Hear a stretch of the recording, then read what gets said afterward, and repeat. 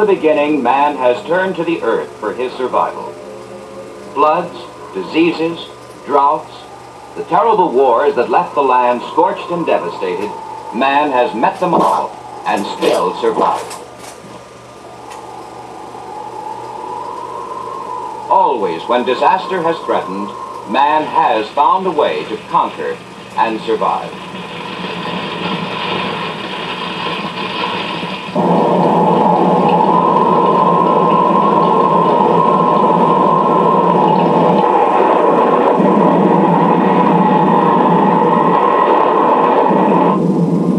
If man were weak, if man were lacking in ingenuity, intellect, and courage, he would have been wiped out centuries ago. As the Cold War of the atomic age moves into the space age, there are new threats that call for new measures.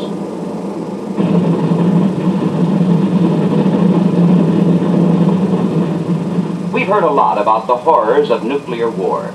Some of what we hear is true, some is frightening, and some is unrealistic. It's not that we aren't concerned about nuclear war, rather that we understand too little and fear too much. Let's see how one family decided to meet this threat. Several weeks ago, Pennsylvania dairy farmer Hugh Wilson attended a meeting held by his county agent, Bob Martin. For purposes of illustration, let's assume a 10 megaton burst at the surface. We know that a 10 megaton burst will probably destroy most of the brick and frame houses within a radius of 10 miles. But the radioactive fallout will contaminate an area probably 200 miles downwind, a strip about 20 miles wide. Thus our original blast, initial radiation, and heat will affect an area of perhaps 500 square miles. But the fallout will contaminate an area of about 5,000 square miles. Thus we see our blast, heat, initial radiation affect a small area, but our radioactive fallout covers a large area. And when it comes to radioactive fallout, we can do something about that. Because we can protect ourselves. You can protect yourself against radioactive fallout. There are actually three types of protection. Time, because radiation has a fairly rapid rate of decay. The longer it takes fallout to reach an area, the less radioactive it is. Distance, because the radiation exposure is less the further away you are from the source. But you can't count on either time or distance, so shielding is your safest bet. And shielding is simply a mass of material between you and the radiation. It can be lead, steel, concrete, brick, or earth. The thicker and heavier the shield, the better the protection. But the shielding must surround you completely, overhead as well as on all sides, because radiation could come from all directions. The Wilson farm, like many farms, already has some built-in protection. With a few simple and relatively inexpensive modifications, the Wilsons could have a well-protected farm. As we start our tour around the Wilson farm, it would be a good idea to keep in mind the possibilities on your farm and in your home, and think about what could be done to increase the protection. Hugh Wilson has asked Bob Martin, his county agent, to look over his farm for suggestions on additional protection.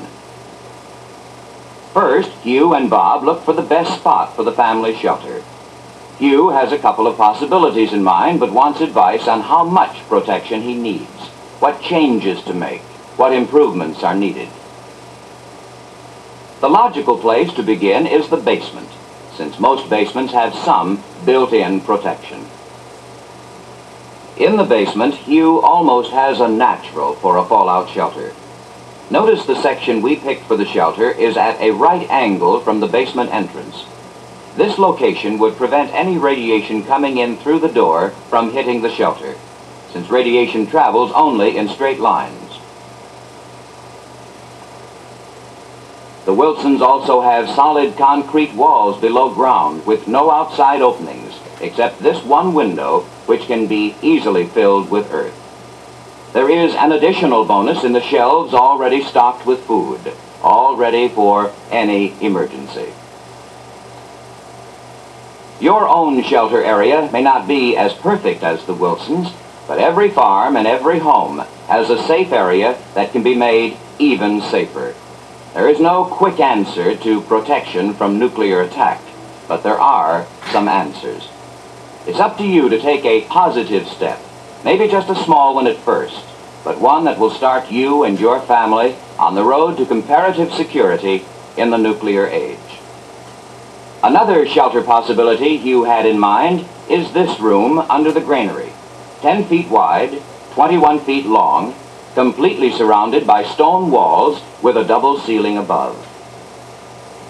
You'll notice there are no windows, and the only door leads into the barn. Another advantage to this kind of family shelter, Hugh could leave the shelter to care for his livestock without risking exposure to the outside radiation danger. The shelter needs to be cleaned up, maybe a coat of whitewash to make it more attractive. It needs to be stocked with enough food, water, medicine, clothing, cots, and other necessary supplies to last the family for 2 weeks. It probably wouldn't be necessary to stay inside the full 2 weeks, but it's a good idea to be prepared just in case. Most of you will not be as lucky as Hugh Wilson, but you should learn enough to do the best with what you have. There are many types of shelters. An underground shelter covered by 3 feet of earth gives excellent protection. An improvised shelter in a basement will also give good protection if you bank all windows and exposed walls. Find the safest place on your farm. It may be a root cellar, or a corner of your basement, or a storm cellar. Shield the doors, windows, and other openings with concrete blocks or bricks. This can be done simply and inexpensively. What about the livestock? A few years ago, Hugh Wilson built a new addition to his barn. This part provides excellent shielding against radiation. 12-inch concrete block construction and good tight construction with practically no air leakage. This air vent would present no problem. Very few radioactive particles could filter through. The glass windows are the only real problem in this section. Radiation would pass right through the windows to the livestock. But this is easily solved because we simply pile concrete block up the windows. This stops the radiation and greatly increases the safety. The ceiling gives excellent protection. 4-inch solid concrete with an 8-inch web of additional thickness, which simply adds more protection. Let's suppose your barn doesn't have a concrete ceiling. Suppose you have wood and you need additional protection. How would you get it? Let's go above this new section and see what kind of protection we have from the top. Notice the distance from the roof to the floor, approximately 40 feet.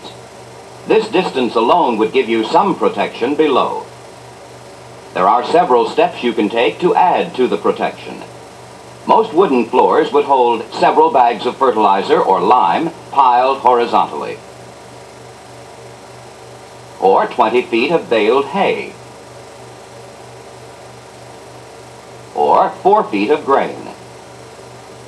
Any one of these could be added to give you increased safety.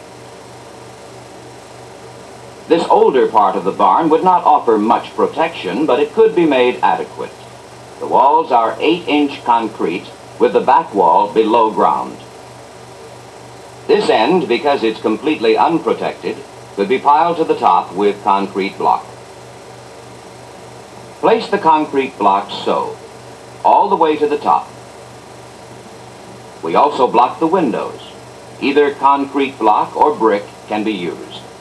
There is practically no protection on this roof, so we should try to get twice as much protection on the side. This will help to offset the lack of protection from above. Another method of increasing protection if block or brick is not available. This trench silo with the open side toward the barn could be made into a good shelter. It would give excellent protection with any of these simple additions.